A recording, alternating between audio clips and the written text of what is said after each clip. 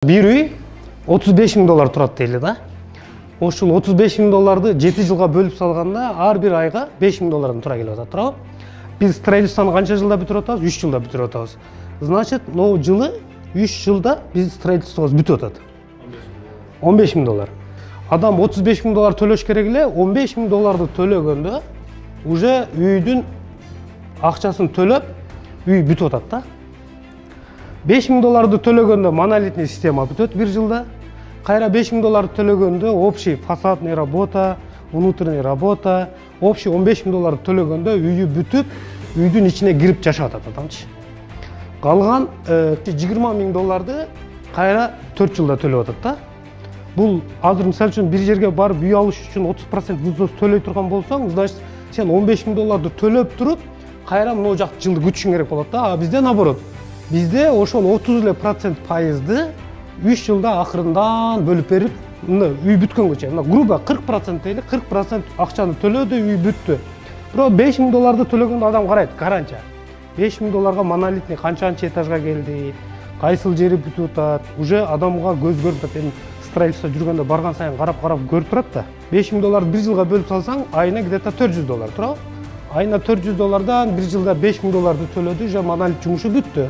Экинчи жылды төлөп баштаганда уже кирпичный кладкалар, крыша бүттү. Кайра 5 000 доллар төлөгөндө уже үй селым бүтөт. Үйдүн 40%-ин төлөгөндө үй бүтүп атат, калган 60%-ин жашаганча 4 жылда төлөп атат да. Бул эң основной гарантия ушул. Болбосо банкта акчам бар, же биякта мындайым бар, мындай инвесторум бар десе, айтып кое берет, бирок мындай факты керек да. Факты кандай? Факты сен 15 000 долларды бергенде үй бүттү, бүтпөдү. Ошол факты да, главный факты. Анан калган 60%-ин биздин инвестиция жана кут компаниясы инвестиция кылып атат да, мунучу. Общий 20 000 долларды калган 4 жылда чогултуп, 60% компанияга тиги эл төлөп берет да. Бул ушул мындай адамдарга мындай гарантия болуш үчүн, уверен болуш үчүн да. Логически эле.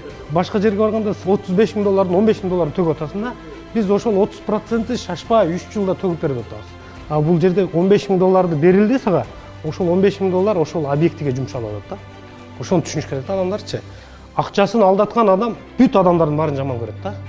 Мисалы үчүн бирөө акчасын же түрккө, же Кытайга, же болбосо бир өзбекке акчасын алдатып койгон болсо, же полный өзбекти жаман көрүп калат, же полный түрктү жаман көрүп калат, же полный Китайды жаман көрүп калат да.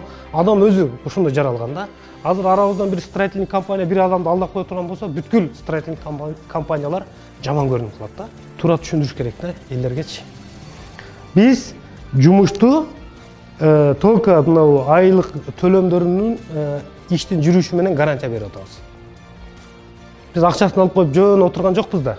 Күнүнө кыймылдап атабыз да. Бүгүн бул этаж көтөрүлсө, эртеси бул этаж көтөрүлүп атат, анан эртеси бул этаж көтөрүлүп атат. Мына результат бар да. Анан результатты көргөндөн кийин адам ошого жараша акча төлөш керек.